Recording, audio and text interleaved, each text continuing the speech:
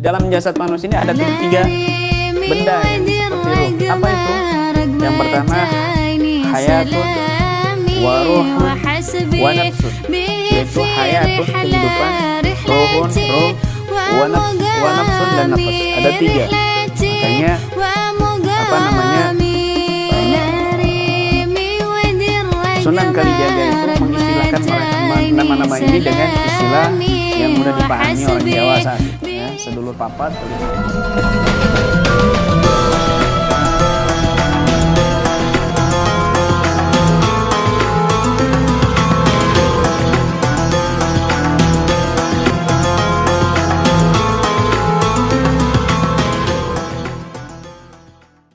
Maknanya luar biasa. Wa ashah makila fi dzalik qaulu Imamul Haramain. Imamul Haramain, gurunya Imam Ghazali, ini membahas, bahkan Imam Ghazali juga membahas di kitab Ihya Ulumuddin, definisi ruh, definisi nafas, definisi hati, akal, itu dibahas sama Imam Ghazali di kitab Ihya Ulumuddin. Nah, Imamul Haramain, ya, katanya Imam Nawawi, ya, Imam Nawawi ini menukil, ya, mengakui pendapat yang paling benar dalam masalah ruh ini adalah pendapatnya Imam Haramain, gurunya Imam Suyuti. Apa itu? Innaha jismun latifun. Ruh itu adalah jisim yang latif, lembut, ya. Mustabikun bil ajzamil katsifah, yang diliputi, diikat bil ajzamil katsifah dengan jasad-jasad yang kasar. Istiba kalma'i bil udil akhdar, seperti mengikatnya air dengan kayu yang berwarna lumut yang warna hijau. Nah, jadi begini, ruh itu sesuatu jisim yang dia sifatnya lembut. Kalau ini, ya, jasad ini kasar. Nah, ini kasar, bisa menyentuh dengan sesuatu yang kasar. Jasad ini kasar. Tapi ruh ini di dalam ini, ya, adalah memang jisim dia, sesuatu benda yang lembut. Nah, ini pendapat yang paling sahih, sesuatu jismun latif, sudah gitu aja. Nah, kemudian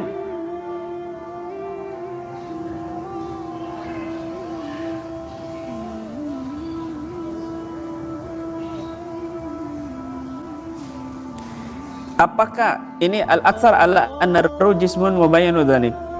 Pendapat kebanyakan kaum muslimin, para ulama itu, ya, mayoritas ulama berpendapat bahwa ruh itu jismun. Ini yang dijelaskan di dalam kitab, hadis, dan ijma' para sahabat yang menyifati di dalam ayat-ayat dan hadis-hadis itu dengan menyentuh, memegang, melepas, makan, keluar, mengeluarkan, mendapatkan adab, mendapatkan nikmat, kembali, masuk, ridho, berpindah, masuk ke alam barzah, makan, minum, dan lain sebagainya. Ini semuanya adalah sifatnya jisim, ya, sifatnya jisim. Kalau Ustadz Abul Qasim Al-Qushairi, Ustadz Abul Qasim Al-Qushairi, imamnya ahli tasawuf, ya, mutaakhirin, wa kana ruh min al-ajasimil latifah fi sura ka qaunil malaika wa syayatin bi sifatil latafah. Keadaannya ruh ini minal ajsamil latifati fi sura, dari jisim-jisim yang lembut di dalam fisiknya adalah seperti keadaan malaikat dan setan dengan sifat kelembutannya. Nah, jadi ruh ini sebenarnya satu jenis, ya, mirip jenisnya dengan jenisnya malaikat dan setan. Jadi seandainya malaikat ini, ya, malaikat kan terbuat dari cahaya, dia cahaya, sinar, transparan. Adapun setan ini dari api, kan sama sebenarnya, api dan cahaya ini nggak jauh berbeda. Cuma bentuk dan warnanya, zatnya ini, unsurnya sebenarnya sama, jenisnya sama, sama-sama sesuatu yang lembut, ya.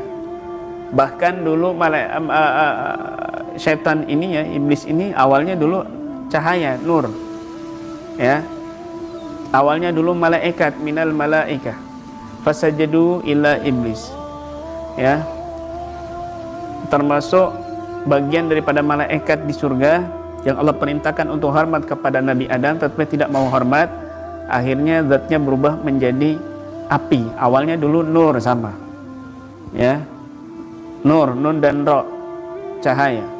Malaikat dikasih wawu perbedaannya karena dia mau hormat kepada Nabi Adam. Sedangkan setan ataupun iblis dikasih alif nar karena dia masih sombong dan tidak mau hormat kepada Nabi Adam. Nur dan nar. Makanya yang bisa memadamkan nar itu nur. Ya, bisa memadamkan nar, narul akhirah, narul iblis itu nurullah fi qalbik. Cahaya Allah yang ada di hatimu. Dan manusia ini pada awalnya seharusnya bisa melihat alam malakut, sebagaimana datuk kita Adam bisa melihat alam malakut, karena tinggal dulu juga di alam malakut, ya, di atasnya alam malakut. Kemudian manusia ini tidak bisa melihat alam malakut karena terhalangi dengan nar, api, ya. Kata Nabi SAW, laula anna syayatina yahumuna ala qulubi bani Adam lanadharu ila malakuti samawat. Kalau seandainya keturunan Nabi Adam ini hatinya tidak dikelilingi dengan setan-setan, ya, api-api, ya, la nadharu ila malakuti samawat, maka mereka bisa memandang alam malakut. Maka perbesar cahaya di hati kita sehingga bisa menepis api-api sekitar kita dan kita bisa menembus alam malakut, begitu. Ittaqu firasatal mu'min fa innahu yanduru binurillah. Takutlah kepada firasat instingnya orang mukmin karena dia memandang dengan cahaya Allah. Tembus artinya cahaya Allah itu, ya, begitu. Maka Imam Abul Qasim Al-Qushairi, Ustaz Abul Qasim Al-Qushairi, ruh ini di dalam bentuknya yang lembut ini dia seperti malaikat dan setan dalam sifat kelembutannya, kata Imam Qushairi. Makanya ketika ruh kita ini lembut, maka kita bisa merasakan kehadiran hal yang bersifat lembut juga. Kita bisa merasakan kehadirannya jin, kita bisa merasakan kehadirannya malaikat, kita bisa merasakan hadirnya rijalul ghaib, hadirnya Nabi Khidir dan lain sebagainya. Makanya Al-Habib Ali Al-Habsyi mengatakan, innal kusyarirata fil jiddi minal insan tadullu ala innahu hadarahu syai'un minal arwahil ghaibiyah min nahwil malaika wal hadir aw min rijalil ghaib. Dalam kitab Thayyibatul Mawaid, Al-Habib Ali mengatakan, ya, kalau tidak salah Habib Ali mengatakan ini, bahwasanya ketika kulit seseorang ini kusya'rirah, merinding, maka itu tanda menunjukkan ada sesuatu yang gaib yang hadir dari malaikat hidir atau rijalul gaib atau rijalul gaib, jin dan lain sebagainya. Nah, ketika merinding, kenapa? Karena merindingnya ini adalah sesuatu yang dirasakan roh di dalam tubuh kita, sehingga ada rasa dalam jasad, seperti terbuka pori-porinya, karena mereka satu jenis dengan roh kita, gitu. Makanya ketika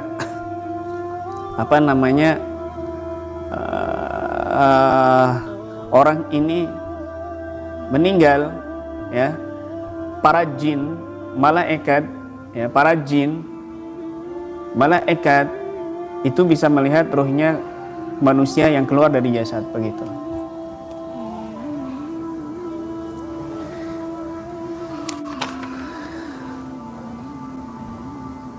Kemudian dikatakan di sini,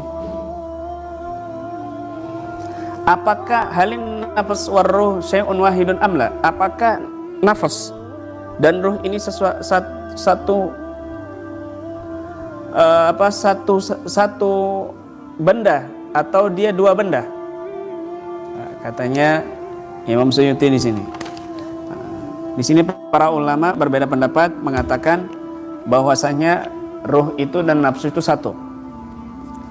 Ada yang mengatakan, ya, singkatnya ini panjang sekali, jadi saya singkat-singkat saja. Ada yang mengatakan dua.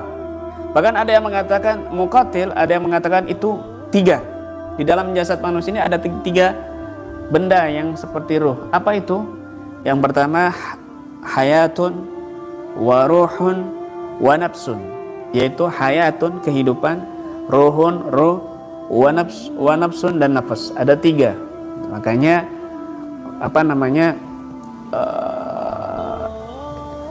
Sunan Kalijaga itu mengistilahkan nama-nama ini dengan istilah yang mudah dipahami orang Jawa saat itu, ya, sedulur papat, kelimau pancar dan lain sebagainya. Maka dikatakan oleh Muqatil di sini, lil insan hayatun wa ruhun wa nafsun. Manusia ini dalam tubuhnya ada 3 hal, yaitu kehidupan, ruh dan nafas. Fa idza nama, kalau manusia itu tidur, kharajat nafsuhu allati yagilu bihal asya, dia akan keluar nafasnya ini yang bisa memahami segala sesuatu, yang bisa paham atas segala sesuatu itu nafas, ya, kaitannya dengan nafas. Walam tufarikil jasada, dan tetapi nafasnya ini tidak berpisah dengan jasad. Bal takhruj, tetapi keluar. Loh, gimana sih? Keluar tapi nggak pisah. Nafas ini keluar tapi nggak pisah dari jasad, ini maksudnya bagaimana? Kahablin mumtaddin lahu syu'a, seperti sinar yang memanjang, ya. Sinar yang memanjang, fayarur ru'ya bin nafas allati kharajat minhu wa tabqal hayatu wa ruh fil jasad. Fabihima yatakallabu wa yatanaffas fa idza khuriga raja'at ilaihi asra min tarfati ain. Masyaallah. Jadi seperti tali yang memanjang seperti sinar, maka dia akan melihat mimpi dengan nafsunya ini, dengan nafasnya ini yang keluar dari jasadnya. Tetapi al-haya war ruh, yang 2 benda lagi, yaitu kehidupan dan ruh, ini masih ada fil jasad, di dalam jasad. Maka dengan kehidupan dan ruh ini yatakallab wa yatanaffas, dia bisa berbolak-balik tidurnya dan bisa bernafas, ya, bisa bernafas, karena yang keluar itu cuma nafas, sedangkan hayat, kehidupan dan ruh masih ada dalam tubuh yang bisa bergerak-bergerak. Nah, fa idza huriga, ketika digerakkan tubuhnya ini, raja'at ilaihi asra min tarfata'ain, maka nafas itu akan kembali secepat kilat, kedipan mata. Jadi begini, perhatikan baik-baik, ini ilmu buat kita.